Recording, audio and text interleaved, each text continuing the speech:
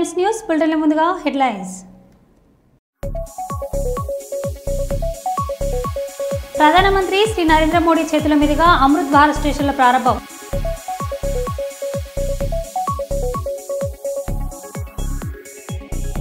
రాష్ట్రంలో కురుస్తున్న అకాల వర్షాలను కొనుగోలు కేంద్రాలు చెరువులకు తలపించడంతో ఆందోళన చెందుతున్న రైతులు.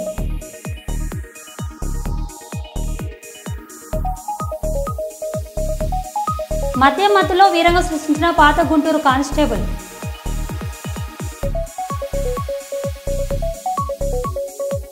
మలేషియా జైల్లో మగ్గుతున్న తెలంగాణ వాసులను విడుదల చేయించిన కేటీఆర్.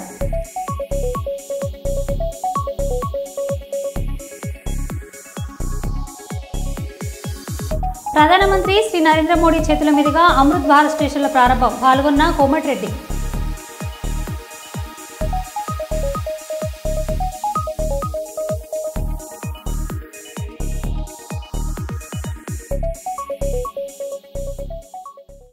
ఇక వివరాలకు వెళ్తే, కష్టకాలంలో పార్టీ మిట్టపాలెం పంచాయతీలో ముందుని నడిపించి గుర్తించి మరలా టీడీపీ గ్రామ కమిటీ ప్రెసిడెంట్గా చంద్రగిరి ఎమ్మెల్యే పునవర్తి నానికి మరియు మండల ప్రెసిడెంట్ సుబ్రహ్మణ్యం నాయుడికి మండల నాయకులుగా ధన్యవాదాలు తెలిపి మిట్టపాలెం పంచాయతీ టీడీపీ గ్రామ కమిటీ ప్రెసిడెంట్ రాజరాయల్ వారి టీం ఘనంగా సత్కరించి భీమవరం రామమూర్తి మిట్టపాలెం పంచాయతీ టీడీపీ గ్రామ కమిటీ ప్రెసిడెంట్గా 3వసారి ఎన్నికైన రాజరాయల్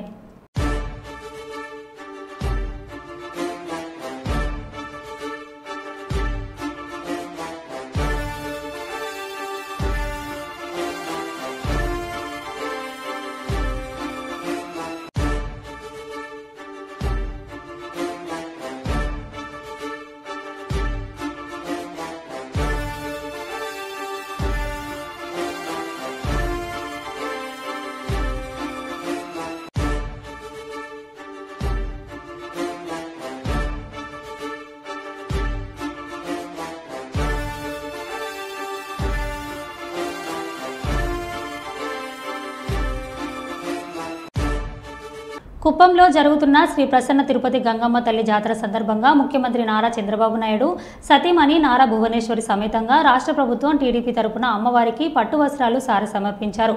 ఆలయం వద్ద సీఎంని దంపతులను ఘనంగా స్వాగతం పలికారు.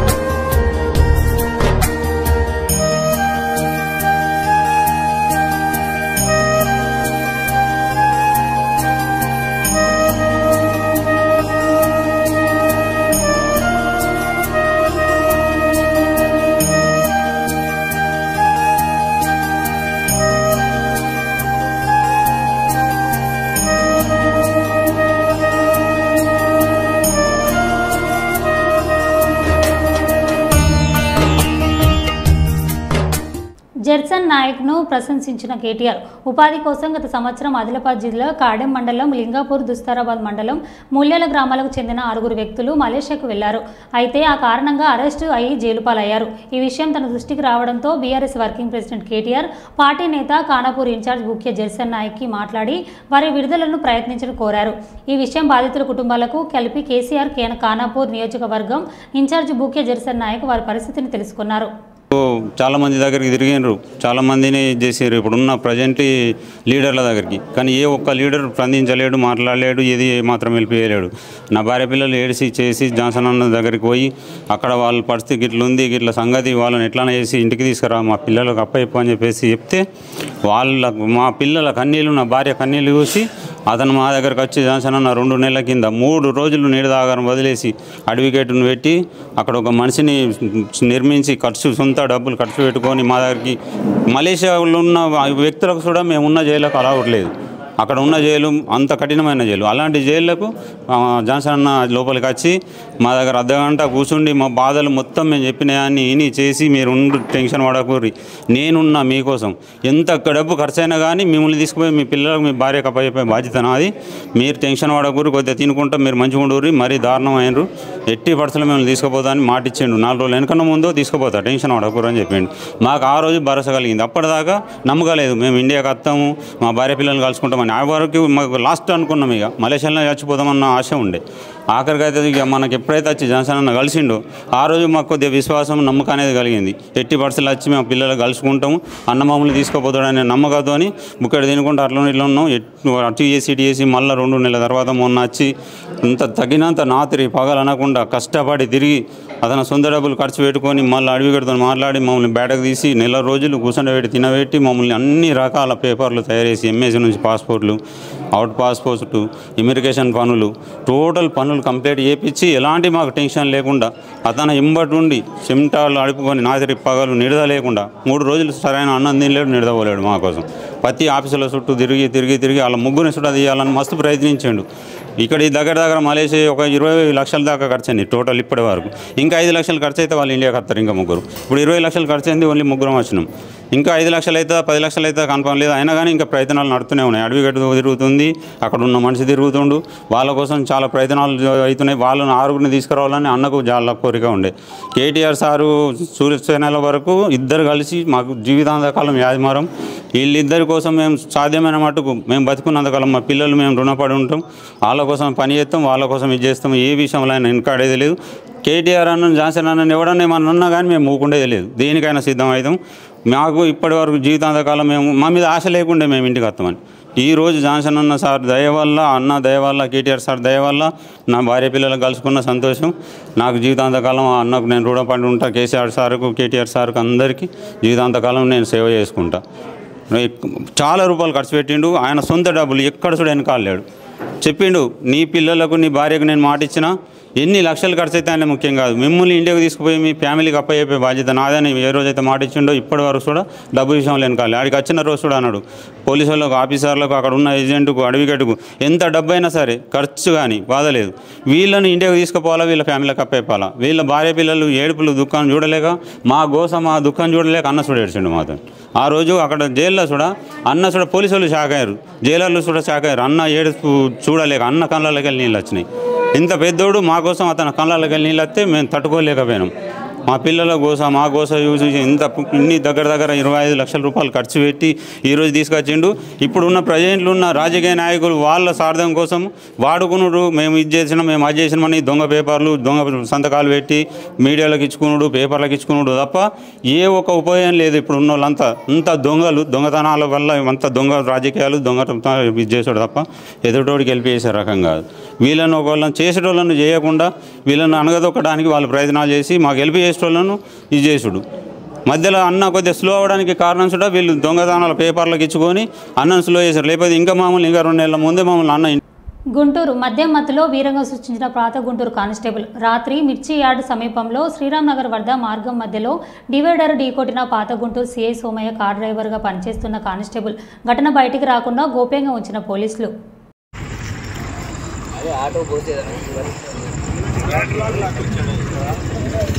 అన్నావు ఎదురు ఇంకో రాయింది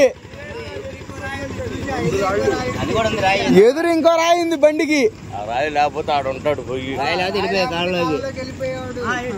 ఆ రాయి ఉంది కాబట్టి ఇప్పుడు మనోడు ఉన్నాడు.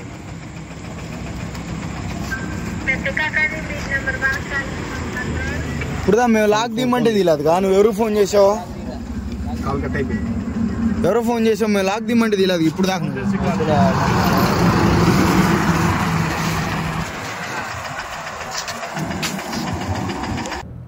రామగుండం నగరపాలక సంస్థ పరిధిలో రోడ్డు వెలుపులో భాగంగా కూల్చివేతల పర్వం కొనసాగుతుంది. ఈ మేరకు గురువారం గోదావరిఖనిలోని ప్రధాన వ్యాపార కేంద్రమైన కళ్యాణ్ నగర్లో రామగుండం నగరపాలక సంస్థ పట్టణ ప్రణాళికల విభాగం ఆధ్వర్యంలో మార్కింగ్ చేసి ఉన్న భవనాలను జేసీబీ సాయంతో వంటం పోలీసుల బందోబస్తు మధ్య నేలమట్టం చేశారు. దీనిలో భాగంగా బీఆర్ఎస్ పార్టీకి చెందిన రామగుండం మున్సిపల్ కార్పొరేషన్ కాంట్రాక్టు కార్మిక సంఘం అధ్యక్షులు నడిపెల్లి మురళీధర్ రావుకు చెందిన భవనం కూల్చివేయడం చర్చనీయంగా మారింది. ఇదిలా ఉండగా గతంలోనే రోడ్డు వెలుపులో భాగంగా కళ్యాణ్ నగర్ కూల్చివేతలు జరిగాయి. తాజాగా గురువారం కళ్యాణ్ నగర్ చౌరస్తాలో మళ్లీ రోడ్ల వెడల్పుల పేరుతో కూల్చివేత చర్యలు చేపట్టడంలో వ్యాపారులు ఆందోళనకు గురయ్యారు.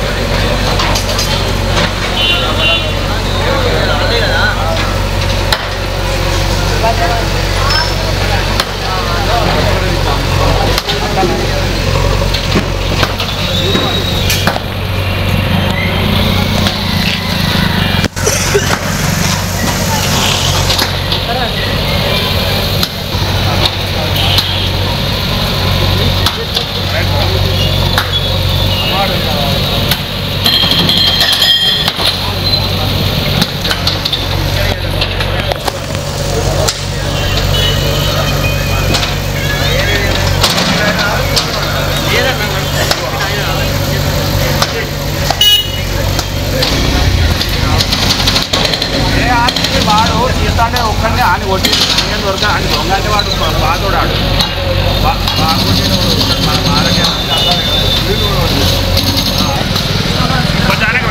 ఈ జమలైతే అయిపోయినాక పెట్టు ఇంకోటి అది 50 రైల్వే మన సెంట్రిక్ రైల్వే ఇంకా ఒక ఎంతలా పెరిగింది. నేను ఇన్ని డీటెయిల్స్ పెట్టలేదు దానికి.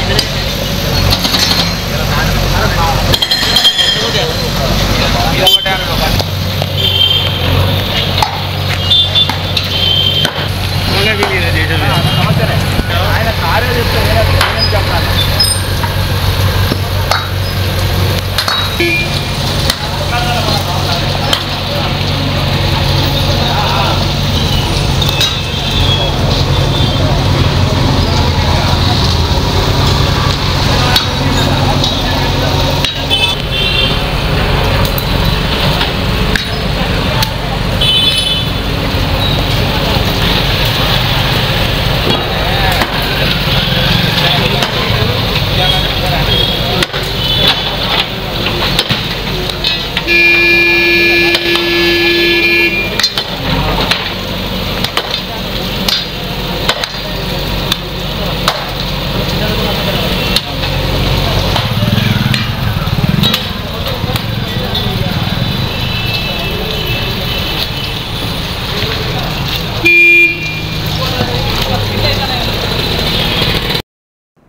బీఆర్ఎస్ వర్కింగ్ ప్రెసిడెంట్ కేటీఆర్ సహకారంతో స్వదేశానికి చేరుకున్న ఖానాపురం నియోజకవర్గానికి చెందిన పలువురు మలేషియా జైల్లో ఉన్న కడెం మండలంలోని లింగాపూర్కు చెందిన నరేష్, భాస్కర్, శంకర్, రాజేశ్వర్, శ్రీనివాస్, దుస్తారాబాద్ మండలంలోని ముల్యాలకు చెందిన రవీందర్లు నియోజకవర్గం బీఆర్ఎస్ ఇన్ఛార్జ్ బూగ్య జెర్సన్ నాయక్ చొరవతో మలేషియా దేశ అధికారులతో మాట్లాడి స్వదేశానికి రప్పించిన కేటీఆర్ ఇటీవల మలేషియాకు వెళ్లి జైల్లో ఉన్న ఖానాపూర్ వాసులను విడుదల చేయాలని విజ్ఞప్తి చేసిన జెర్సన్ కేటీఆర్ను నందినగర్ నివాసంలో కలిసి మీరు లేకుంటే మా జీవితం లేదు అంటూ కంటతడి పెట్టి భావోద్వేగానికి గురైన బాధితులు, వారి కుటుంబ సభ్యులు. మాకు అన్ని విధాలుగా అండగా ఉన్న కేటీఆర్కు జీవితాంతం రుణపడి ఉంటామన్న బాధితులు, వారి కుటుంబ సభ్యులు.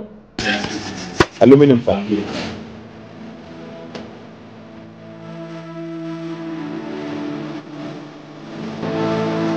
ఎంత వచ్చేది? జీతం ఎంత వచ్చేది? నెలకి 25,000. ఇంకా ఉండు ఎక్కడ ఉండేది మరి? ఫ్యాక్టరీలో 12 గంటలు డ్యూటీ సార్. 12 గంటలు డ్యూటీ. 12 గంటలు పొద్దున 7 గంటలకు ఇట్లా భోజనం వాళ్ళే పెడతారా? లేదు సార్, అనుకోని. కేసు ఎట్లా అయింది అసలు? ఇది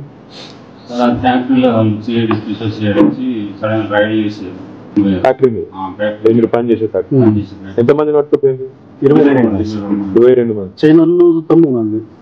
చైనాలు 9 మంది. మయన్మార్లో ఒకళ్ళు, మా ఇండియాలో 4, బంగాళూరు 4, అక్కడ ఇండోనేషియాలో ఒక్కళ్ళు, పాకిస్తాన్ 2 అందరిని పట్టుకుతారు.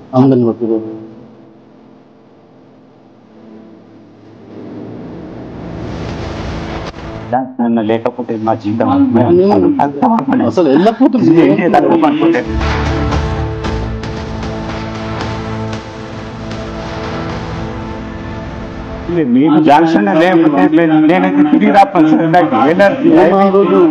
మరి గవర్నమెంట్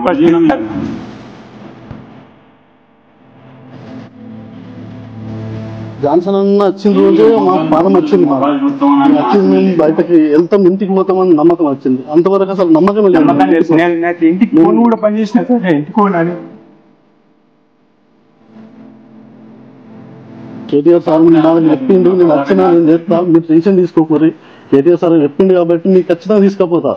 సార్ చెప్పిండు, నేను వచ్చిన మీద తీసుకుపోతా. మీరేసుకొని మొత్తం మలేషియా ట్రిప్పులు కొట్టి ఆడికి వచ్చి పోలీసులను పట్టుకొని, లాయర్లను పట్టుకొని ఎంతో అన్న శాంక్షన్ రాకపోతే సార్ మేము ఇంటికి ఇండియాకి తిరిగి రాపోదు. మేము ఇండియాకి తిరిగి రాకపోదు.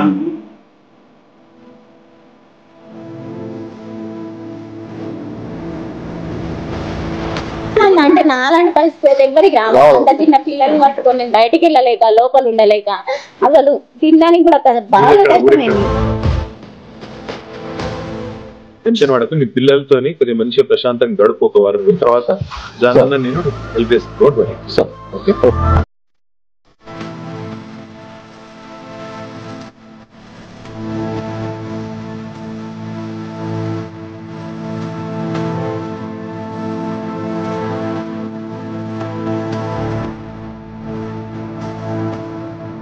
అకాల వర్షాలతో ఆగమవుతున్న రైతన్నలు. రాష్ట్రంలో వర్షాలు పడతాయని వాతావరణ శాఖ ముందుగానే హెచ్చరించిన మొద్దు నిద్ర నుండి మేల్కొని కాంగ్రెస్ ప్రభుత్వం మహబూబాబాద్ జిల్లా తొర్రూరు మండలం అమ్మాపురం గ్రామంలో కాంటపెట్టి 20 రోజులు గడుస్తున్న అధికారులు కొనుగోలు కేంద్రం నుండి ధాన్యాలు తరలించకపోవడంతో రాష్ట్రానికి తడిసి ముద్దైన ధాన్య బస్తాలు. రాష్ట్రంలో కురుస్తున్న అకాల వర్షాలు కొనుగోలు కేంద్రాలు చెరువులుగా తలపిస్తుండటంతో ఆందోళన చెందుతున్న రైతులు.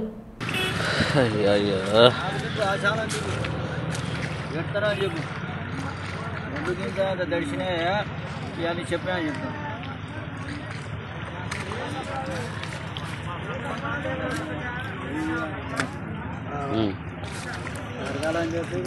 ఒక్క ఫుడ్ అయితే మీ దగ్గర వెళ్ళిపోవద్దు. మీ ఇద్దరు లేకపోతే ముగ్గురు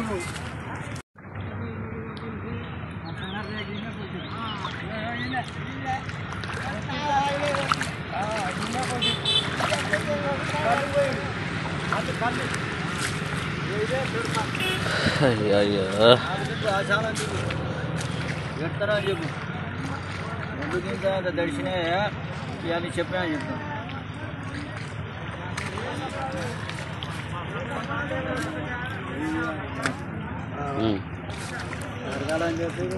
ఒక్క ఫుడ్ అయితే మీ దగ్గర వెళ్ళిపోవద్దు. మీ ఇద్దరు లేకపోతే ముగ్గురు భద్రాద్రి కొత్తగూడెం జిల్లా బుర్గంపాడు మండలం సారపాకలో గాంధీనగర్ గ్రామవాసి కేసుపాక వీరన్న వేరే మహిళతో అక్రమ సంబంధం పెట్టుకుని తనను వేధిస్తున్నాడని, తనకు న్యాయం చేయాలని అత్తగారింటి ముందు నిరసన తెలిపింది. పెద్దల సమక్షంలో నన్ను పెళ్లి చేసుకుని పిల్లలు లేరని ఇతర కారణాలు చూపుతూ నన్ను వదిలించుకోవడానికి చూస్తున్నాడని ఆవేదన వ్యక్తం చేసింది. నా భర్త నాకు కావాలంటూ న్యాయం చేయాలని కోరింది. పెద్దంతల్లి గుళ్ళో మా పెళ్ళయిందండి 2015లో. మా పెళ్ళయి కూడా 11 సంవత్సరాలు కావస్తుంది. ఈ మధ్య కాలంలో ఒక అమ్మాయితో, దానూరి స్వరూప అనే అమ్మాయితో ఇల్లీగల్ ఎఫైర్ పెట్టుకుని నన్ను మానసికంగా శారీరకంగా టార్చర్ చేస్తున్నాడండి. ఈ విషయం మేము మా అత్తగారులకు చెప్తే వాళ్ళేమో మాకు తెలియదు, వాడు చచ్చిపోతా అంటున్నాడని చెప్పేసి వాళ్ళు కూడా చెప్తున్నారు. మాకు చెప్పకని చెప్పేసి మా బావగారు కేసుపాక వీరభద్రం గారండి, ఆయనను మా అత్తగారు మా మామగారు వీళ్ళు ముగ్గురు ఆయనకి సపోర్ట్ చేస్తున్నారండి. నాకు ఎక్కడ నేను కంప్లైంట్ ఇచ్చానండి, పాలవంచలో కంప్లైంట్ ఇచ్చినా నాకు అక్కడ న్యాయం జరగలేదు. పెద్ద మనుషులలో జరగలేదండి. వాళ్ళ లాయర్ అన్నారు, లాయర్ దగ్గర కూడా నాకేం జరగలేదండి. నాకు అమ్మ కూడా లేదు, నాన్న ఎక్కడ ఉంటాడు, అన్నయ్య తమ్ముడు చేసుకుంటేనే తినడం. ఇప్పుడు నన్ను వద్దంటున్నారు. నేను ఇంటికి వచ్చానండి, అన్నయ్య పెద్దమ్మని తమ్ముని తీసుకుని ఇంటికి వచ్చాను. నువ్వు వెళ్ళిపో, నాకు వద్దు అని చెప్పేసి అంటున్నాడు. ఆ థర్డ్ పర్సన్ రావడం వల్లే మాకు ఇట్లా అయిపోయిందండి, దూరంగా అయిపోయాం. ఆ పర్సన్ ఎవరో కొంచెం దూరం వెళ్ళిపోతే మా లైఫ్ లోకి మళ్ళీ రాకుండా ఉంటే మేము మంచిగా ఉండాలని నేను కోరుకుంటున్నానండి. నాకు న్యాయం చేయగలరని కోరుకుంటున్నాను. కాంగ్రెస్ బీజేపీల కుట్రను ఛేదిస్తూ అనుభవజ్ఞులను నిపుణులచే రూపొందించిన సమగ్ర నివేదికను నేడు బీఆర్ఎస్ పార్టీ తెలంగాణ ప్రజల ముందు, రైతాంగం ముందు ఉంచుతుంది. మేధావులు, విద్యావంతులు, బుద్ధిజీవులు, ప్రజలు, రైతన్నలు యువత నివేదికను చదివి వాస్తవం పరిస్థితిని అర్థం చేసుకోవాలని విజ్ఞప్తి చేస్తున్నాం. కాళేశ్వరం ప్రాజెక్టులో ఒక్కో పిల్లర్ డ్యామేజ్ జరిగితే రేవంత్ రెడ్డి ప్రభుత్వం చేస్తున్న దుష్ప్రచారం, దుర్నీతి రాష్ట్ర ప్రజలందరికీ తెలుసు. ఇటీవల జరిగిన బీఆర్ఎస్ రైతోత్సవ సభకు వచ్చిన ఆదరణను చూసి సభ కోసం లక్షలాది మంది తరలివచ్చిన యువత రైతాంగాన్ని చూసి ఓర్వలేక వారి కేటీఆర్ నుండి దూరం చేసే కుట్రలో భాగంగా దుష్ప్రచారానికి తెరతెలిపారు. కాళేశ్వరం సమగ్ర ప్రాజెక్టు నివేదిక నిష్ణాతుల యొక్క అందరి సలహాల సూచనల మేరకు తయారు చేసినటువంటి నివేదిక ఈరోజు తెలంగాణ ప్రజల ముందు, రైతుల ముందు బీఆర్ఎస్ పార్టీ పెడతా ఉన్నది. దీన్ని సమగ్రంగా ప్రతి నిష్ణాతులు, చదువుకున్నటువంటి మేధావులు, విజ్ఞావంతులు, విద్యావేత్తలు, అదేవిధంగా సమాజ హితం కోరే తెలంగాణ ఉద్యమకారులు, తెలంగాణ ప్రత్యేక రాష్ట్రం కోసం పోరాడినటువంటి అన్ని వర్గాల ప్రజలు కూడా కాళేశ్వరం సమగ్ర నివేదికను సమగ్రంగా చదివి అన్ని విషయాలు కూడా అర్థం చేసుకోవాలని చెప్పి మన విజ్ఞప్తి చేస్తూ, ముఖ్యంగా ఒక పిల్లర్కు తీవ్రమైనటువంటి నష్టం జరిగి 2 పిల్లర్లు మామూలుగా నష్టం జరిగితే దాని పట్ల రేవంత్ రెడ్డి ప్రభుత్వం చేస్తున్నటువంటి మరి దుర్నీతి, దుష్ప్రచారం రాష్ట్ర ప్రజలందరికీ తెలుసు. ఇవాళ కేసీఆర్ గారు ఇటీవల నిర్వహించిన బీఆర్ఎస్ 25 సంవత్సరాల రజతోత్సవ సభ వరంగల్లో సక్సెస్ అయినటువంటి సభను చూసి, ఆ సభకు వచ్చినటువంటి ఆదరణ చూసి, ముఖ్యంగా యువత లక్షలాది కథలు వచ్చినటువంటి మరి యువత ఉత్సాహాన్ని చూసి, ఇవాళ రైతుల యొక్క మద్దతును మళ్ళీ దూరం చేసేటువంటి కుట్రలో భాగంగా కేసీఆర్ గారిని, హరీష్ రావు గారిని బదనాం చేసేటువంటి కుట్రలో భాగమే ఇవాళ మళ్ళీ పీసీ ఘోష్ కమిషన్ గడువు ముగించబడిందని చెప్పి ప్రకటించారు. ప్రకటించిన తెల్లారే 2 నెలల ఎక్స్టెన్షన్ కి రాష్ట్ర ప్రభుత్వం తెరలేపింది. ఎక్స్టెన్షన్ ఇచ్చినట్టు కొన్ని గంటల్లోనే మరి రాష్ట్ర ముఖ్యమంత్రి వర్యులు, తెలంగాణ రాష్ట్ర సాధకుడు కేసీఆర్ గారికి, అదేవిధంగా ఆనాటి సాగునీటి శాఖ మంత్రిగా ఉన్నటువంటి హరీష్ రావు గారికి మరి నోటీసులు ఇవ్వడం అనేటువంటిది అది ముమ్మాటికి కుట్రే అనేటువంటి విషయాన్ని కూడా ఇది గంటల గడియల్లోనే నిర్ణయించినటువంటి ఒక కుట్రగా మరి తెలంగాణ ప్రజలు, తెలంగాణ రైతులు, మేధావులందరూ కూడా అర్థం చేసుకోవాలని చెప్పి విజ్ఞప్తి చేస్తున్నారు. మరో బులెటిన్లో మళ్ళీ కలుద్దాం. Stay tune.